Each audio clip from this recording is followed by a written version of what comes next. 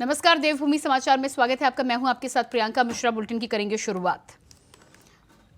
वित्त मंत्री प्रेमचंद अग्रवाल ने सदन में बजट पेश किया है। सरकार ने सदन में 89,230 करोड़ का बजट पेश किया है। वित्त मंत्री ने कहा है कि उत्तराखंड डबल इंजन की सरकार में विकास के पथ पर सरपट दौड़ रहा है। वित्त मंत्री ने सरकार की प्राथमिकताएं गिनवाई।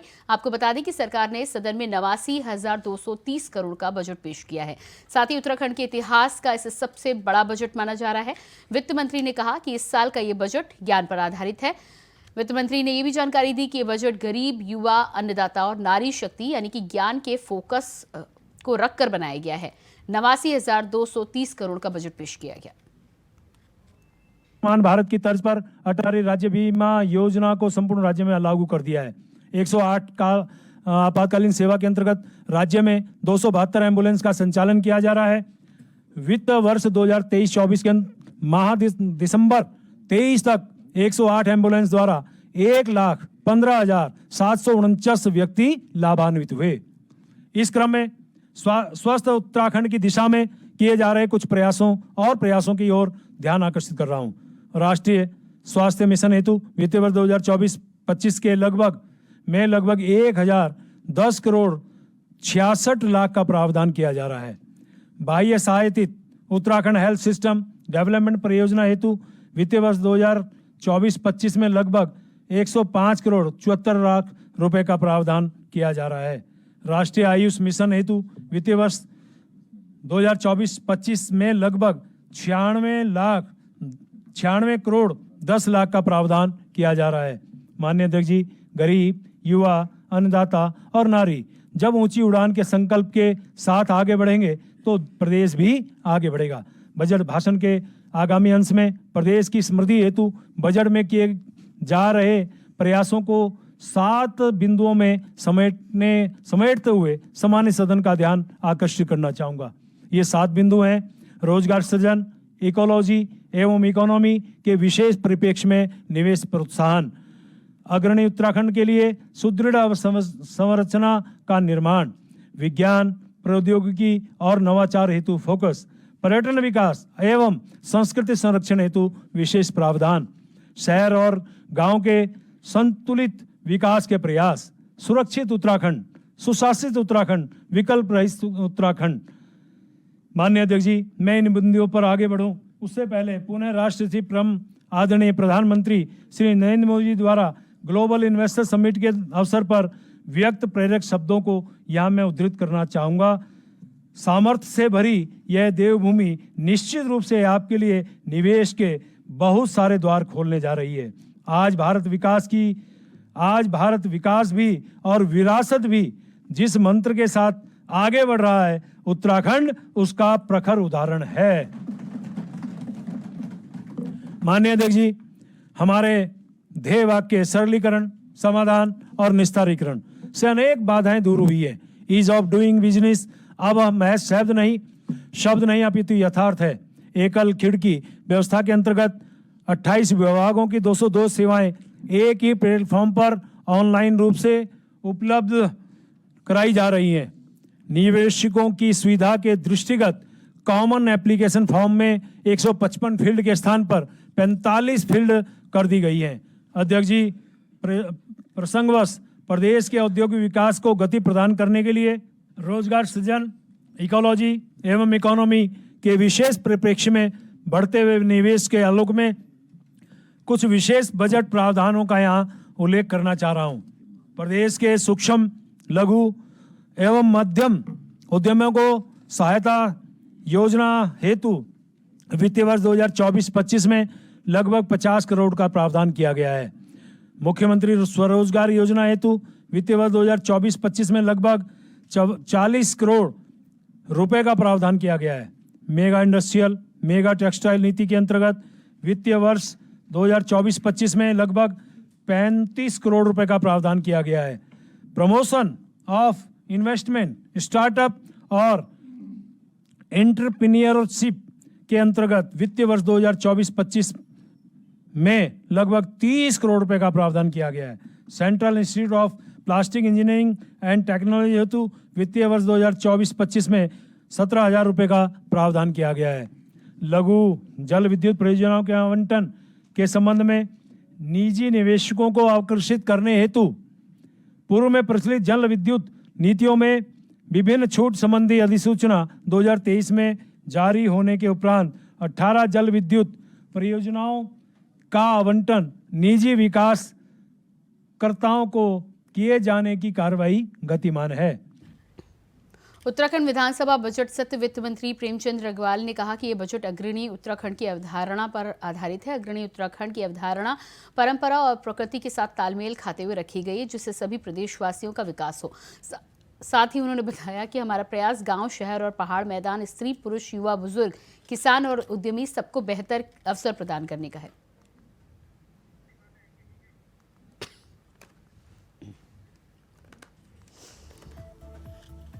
तो 89,230 करोड़ रुपए का बजट, राजस्व प्राप्ति 88,597.11 करोड़ रुपए का अनुमान रखा गया है। महिलाओं के विकास के लिए 14,538 करोड़ रुपए बजट में रखे गए हैं। इसके अलावा सरकारी स्कूलों में आईटीसी लैब के निर्माण की योजना, खटीमा में मुफ्त कोचिंग सेंटर खोलने की योजना, ई विधानसभा एप्लीकेशन कार्यक्रम लगभग 31 करोड़ रुपए, मेगा प्रोजेक्ट 850 करोड़ रुपए,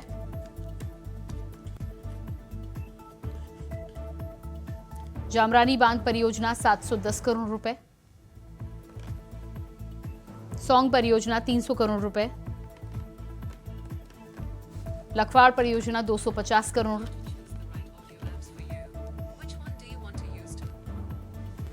यूनिटी मॉल प्लाजा निर्माण 157 करोड़, रूफटॉप सोलर योजना 100 करोड़।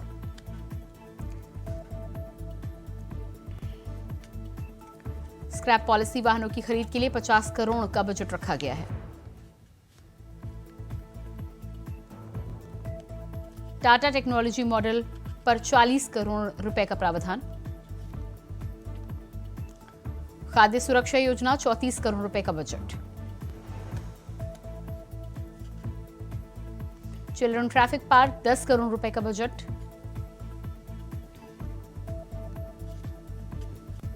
बंजर भूमि सामूहिक कृषि के लिए 7 करोड़ रुपए का बजट सरकार ने रखा है। थर्मल प्रोजेक्ट के लिए 5 करोड़ का बजट,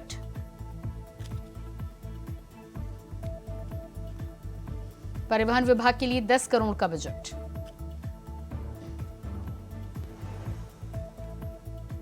कुल मिला के ये बजट हमारा बहुत संतुलित भी है। अनेकों स्थिति में मैं इसको एक अच्छा बजट कह सकता हूँ। और चाहे आपका गरीब की बात हो, युवा की बात हो, महिला की बात हो और अन्नदाता की बात हो, ये सब हमने इसमें आपको बताया ही था। और एक बात यह है कि हमारी सरकार ने 30 से ज़्यादा हमारे यहाँ इस बार पॉलिसीज़ बनी है, नीतियाँ बनी हैं, और इसी के प्रभावशाली परिणाम अब हमें देखने को मिल रहे हैं।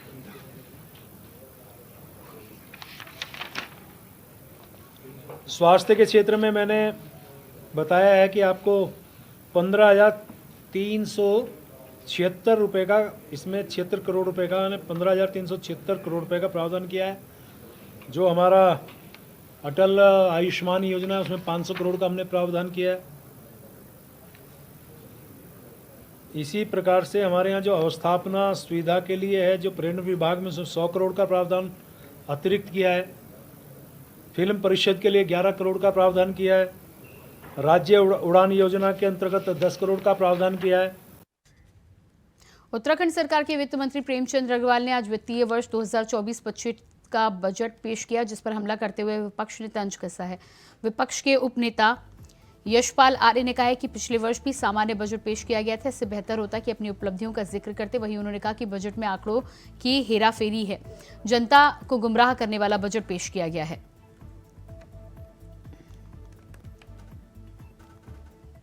निराशाजनक आंकड़ों की बाजीगरी है। पिछले वर्ष भी सामान्य बजट पेश हुआ था। बेहतर होता कि अपनी उपलब्धियों का जिक्र होता है। एक साल की उपलब्धि बताते हैं। और मेरा मानना है कि जो रोड मैप होता है वो 5 साल के लिए होना चाहिए,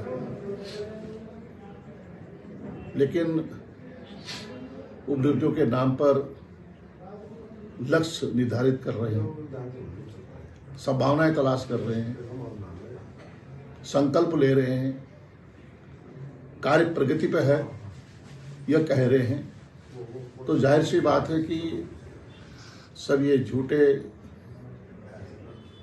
और कागजों में, बजट में आंकड़ों की हेरा फेरी है, कारीगरी है और जनता को गुमराह करने वाला बजट है, दिशाहीन और निराशाजनक, जिसमें युवाओं की भविष्य के लिए कोई सुनिश्चित कार्य योजना नहीं है। मातृशक्ति, जिसे नारायणी का रूप दिया है, आज के बजट में का उल्लेख किया है, उस मातृशक्ति के लिए क्या ठोस कार्य योजना इस बजट में निर्धारित की गई है। सरकार ने जो बजट प्रस्तुत किया है घोर निराशाजनक वाला बजट। इस बजट में महंगाई को कम करने के लिए कोई बात सरकार ने नहीं कही है। नौजवान साथियों को रोजगार कैसे मिलेगा उसमें कोई बात नहीं है। किसानों की आय दुगना कैसे होगी उस पर भी कोई बात जो है इस बजट में होती दिखाई नहीं दे रही है। पलायन कैसे रुकेगा उसके परिप्रेक्ष्य में भी कुछ होता हुआ दिखाई नहीं दे रहा है। पर्यटन को हम कैसे आगे बढ़ाएंगे इसमें भी कोई प्रयास सरकार का नहीं। घोर निराशाजनक वाला बजट है और मैं समझता हूँ कि उत्तराखंड के लोगों को इस बजट में ठगने का काम है। सीएम धामी देश के सबसे सख्त नकल विरोधी कानून के बाद अब दंगाइयों के खिलाफ कठोर कानून लाएंगे। विभिन्न राज्यों के कानून को पढ़ने और मंथन करने के बाद धामी सरकार ने दंगाइयों के विरुद्ध देश का सबसे कड़ा कानून बनाया है। उत्तराखंड का सख्त धर्मांतरण और नकल विरोधी कानून पहले ही बन चुका है, जो कि पूरे देश के लिए नजीर बन चुका है। सीएम धामी का साफ निर्देश है कि देवभूमि में शांति व्यवस्था में कोई समझौता नहीं किया जाएगा।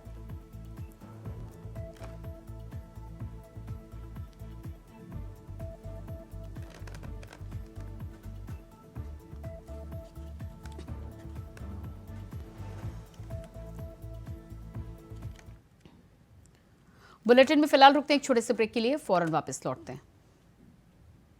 ब्रेक के बाद स्वागत है आपका। बात करेंगे अगली खबर की। खबर देहरादून से है, जहां मुख्यमंत्री पुष्कर सिंह धामी से मुख्यमंत्री आवास में अन्य पिछड़ा वर्ग आयोग के पूर्व अध्यक्ष अशोक वर्मा ने मुलाकात की। साथ ही एडवोकेट शिवा वर्मा ने सीएम धामी से भेंट की। इस मौके पर विधायक खजान दास भी उपस्थित रहे।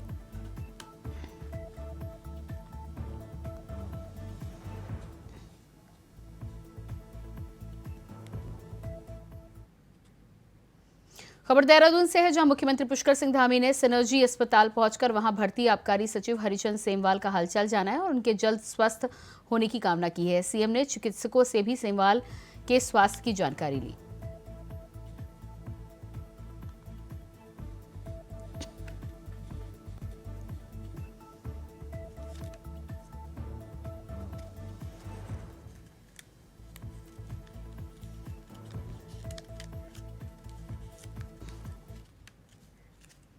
खबर देहरादून से है, जहां मुख्य सचिव राधा रतूड़ी ने सख्त निर्देश दिए हैं कि राज्य में किसी भी बच्चे को किसी भी कारण से सरकारी स्कूल में दाखिले से मना नहीं किया जाएगा। मना करने वाले प्रधानाचार्य या शिक्षकों के खिलाफ कड़ी से कड़ी कार्रवाई की जाएगी। राज्य में दस्तावेजों की कमी के चलते कोई भी सरकारी स्कूल किसी भी जरूरतमंद बच्चे को मना नहीं कर सकता।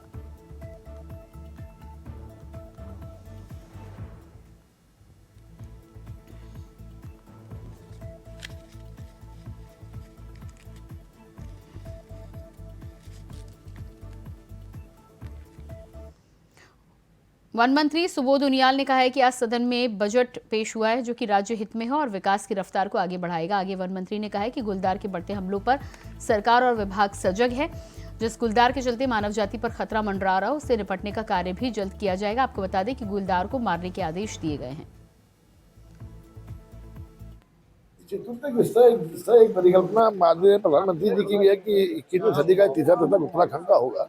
उसके हिसाब से हम लोग अपना बजट की तैयारी कर रहे हैं और मैं समझता हूँ ये बजट राज्य के लिए बड़ा विकासोन्मुखी बजट होगा। देखिए, हम लोगों ने आप देखिए मानने का जिस तरह से जो घटना हुई है, और मैंने कल भी कहा था कि वो घटना जंगल के बीच में 2-3 परिवार रह रहे हैं पूरे उसमें, और रात को बाहर निकल के आया तो थोड़ा सावधानी लोगों को बरतने की आवश्यकता है, क्योंकि जंगल का इलाका है।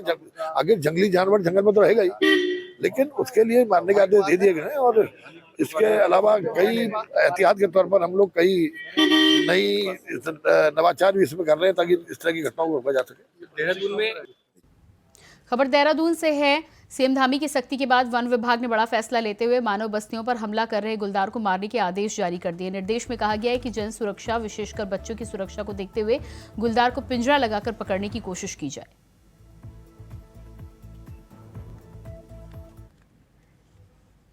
कैबिनेट मंत्री गणेश जोशी ने मालसी रेंज के अंतर्गत गलजवाड़ी बीट के मराणी तो गुर्जर बस्ती में गुलदार हमले से पीड़ित परिवारजनों को कैंप कार्यालय में 6 लाख रुपए की मुआवजा राशि का चेक दिया है। कैबिनेट मंत्री गणेश जोशी ने कहा है कि 4 लाख रुपए केंद्र सरकार और 2 लाख रुपए राज्य सरकार की तरफ से मुआवजा राशि पीड़ित परिवार वालों को दी गई है। साथ ही उन्होंने ये भी कहा कि संकट की इस घड़ी में प्रदेश सरकार पीड़ित परिवार के साथ है। पूर्व एक बच्चा रियासत ली जिसकी 10 साल की उम्र थी।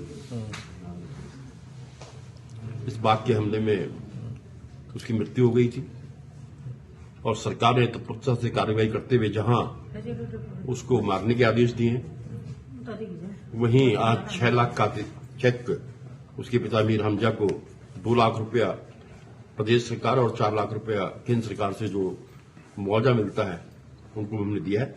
और इस कष्ट की घड़ी में पूरी सरकार इनके साथ में खड़ी है। कल मैं इनके परिवार में भी गया था, हाउस से बाहर निकल के, और आज मैंने उनसे कहा कि अपने अधिकारियों से कि तुरंत देखिए, हम किसी को वापस नहीं ला सकते। इस संकटीय घड़ी में उनके साथ खड़ा होना, उनको ढाढ़स बनाना, उनका साहस बढ़ाना, ये हमारा कर्तव्य है।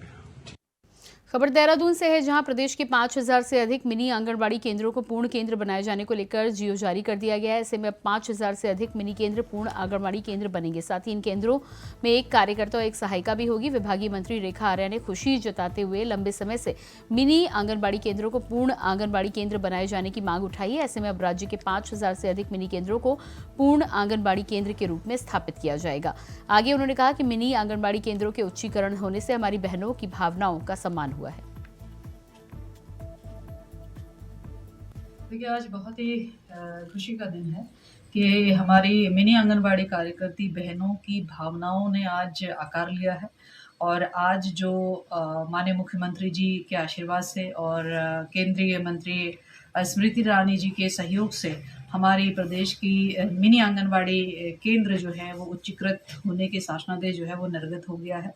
निश्चित रूप से प्रदेश की 5115 मिनी आंगनबाड़ी केंद्र जो है वो अब आंगनबाड़ी केंद्र के रूप में जाने जाएंगे और हमारी मिनी आंगनबाड़ी बहनें अब वो आंगनबाड़ी कार्यकर्ती के रूप में अपनी भूमिका निभाने का काम करेंगी। मैं उनको बहुत बधाई देती हूँ, बहुत शुभकामनाएं देती हूँ और ये गर्व के साथ कह सकती हूँ कि मेरी सरकार यानी कि धामी जी के रूप में हमारे माननीय मुख्यमंत्री जी और उनकी बड़ी बहन होने के नाते मैं स्वयं जो कहती हूँ वो करती हूँ, वह करके दिखाया है। यह इस शासनादेश के माध्यम से स्पष्ट दिखता है। खबर देहरादून से है, जहां आगामी लोकसभा चुनाव के नजदीक आते ही सभी पार्टियां अपनी अपनी तैयारियों में जुट गई। अभी हाल ही में उत्तराखंड कांग्रेस की दिल्ली में स्क्रीनिंग कमेटी की बैठक संपन्न हुई, जिसमें लोकसभा चुनाव के मध्य नजर सभी प्रत्याशियों पर विचार विमर्श किया गया, जिसमें प्रदेश अध्यक्ष करण माहरा, नेता प्रतिपक्ष यशपाल आर्य मौजूद रहे। वहीं दिल्ली से लौटने के बाद हरिद्वार सीट से कांग्रेस प्रदेश अध्यक्ष करण माहरा का नाम उठने लगा है, जिससे कांग्रेस में खलबली मच गई है। पूर्व मुख्यमंत्री हरीश रावत ने सोशल मीडिया पर पोस्ट साझा की है कि लोकसभा चुनाव लड़ने के लिए अध्यक्ष को अपनी जिम्मेदारी से मुक्त हो जाना चाहिए। उसने कहा, मैंने पक्ष होने की बात तो कहीं कही क्या लग रहा है संगठन ठीक चला रहे हैं? ये तो कई लोग ऐसे शुभचिंतक होते हैं नेताओं के, वो जबरदस्ती जो है कुछ चीजों को डाल देते हैं, इसको चर्चा में ले आए।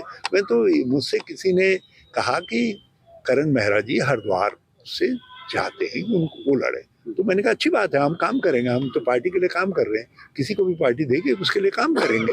तो लेकिन मेरे मुंह से निकल गया, मैंने कहा करण मेहरा जी जो है चुनाव लड़ेंगे तो प्रबंधन की बात, पार्टी को प्रबंधन करना पड़ेगा चुनाव का। तो प्रबंधन शब्द से, प्रबंधन तो चुनाव का करना ही, चुनाव लड़ने का करना ही पड़ेगा। तो प्रबंधन शब्द से इतना बड़ा विचलन क्यों, इतनी बड़ी प्रतिक्रिया क्यों, इतनी चिंता क्यों? प्रबंधन तो करना ही पड़ेगा। खबर जसपुर से है, जहां आगामी लोकसभा चुनाव को शांतिपूर्ण कराने को लेकर प्रशासन हर संभव प्रयास कर रहा है। इसी के चलते प्रशासन लगातार बैठक कर रहा है। आपको बता दें कि आगामी लोकसभा चुनाव के लिए उधम सिंह नगर के जसपुर विधानसभा क्षेत्र में 145 बूथ बनाए गए, जिनका प्रशासन लगातार निरीक्षण कर रहा है। इसी के चलते जसपुर उपजिलाधिकारी ने शहर के कई बूथों का निरीक्षण किया। तो इलेक्शन कमीशन से भी सभी एआरओ को निर्देश हैं कि वो अपने पोलिंग बूथ्स का भ्रमण कर लें, और पोलिंग बूथ्स पे जो बेसिक फैसिलिटीज़ वही हम उसको देखते हैं कि रूम्स में 2 दरवाजे हों कम से कम। वैसे ये किसी जगह ये पॉसिबल नहीं भी हो पाता तो कंपलसरी नहीं है, लेकिन कोशिश यही है प्राथमिक तौर पे की जाए कि 2 दरवाजे हों, लाइन सही से लग जाए, फर्नीचर हो। तो वो चीज़ों को देखते हुए आज जो है हम शहर के कुछ बूथ्स का निरीक्षण कर रहे हैं, और ये आगे भी जारी रहेगा, और हमें सभी बूथों को एक बार कवर करना है। ये सभी विधानसभाओं में एक मॉडर्न बूथ, एक सखी बूथ और एक PWD वोटर्स के लिए एक बूथ बनाया गया है, और उसमें जो भी उनके लिए सुविधाएं होंगी उसका भी ध्यान रखा। अगली खबर लक्सर से है, जहां एडवोकेट एसोसिएशन के सचिव व पुस्तकालय अध्यक्ष पद का चुनाव खत्म होने के साथ ही चुनाव के परिणाम भी आ गए हैं। मुख्य चुनाव आयुक्त आदित्य प्रकाश ने बताया कि मतदान के बाद मतगणना हुई। सचिव पद पर कमल नारायण व पुस्तकालय अध्यक्ष पद पर वासु अग्रवाल ने जीत दर्ज की है।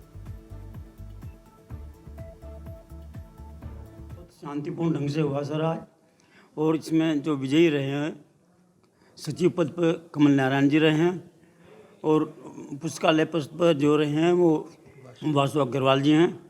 इससे पहले जो और ये पद थे उनके लिए निर्विरोध चुनाव हो चुका था, निर्विरोध घोषित कर दिए गए उन्हें। अध्यक्ष पद पर श्री सुशील कुमार पंवार जी हैं, और उपाध्यक्ष पद पर श्रीमती निधि शर्मा जी हैं। सह सचिव पे आज हुए सह सचिव जो थे राजवीर सिंह जी हुए हैं, और पुस्तकालय अध्यक्ष पर हरीश जी हैं, नहीं वो कोषाध्यक्ष पद पर पुस्तकालय अध्यक्ष का आज चुनाव हुआ, उसमें वासु जी जीते हैं। और इसी के साथ फिलहाल इस बुलेटिन में इतना ही। खबरों का सिलसिला जारी रहेगा। नमस्कार।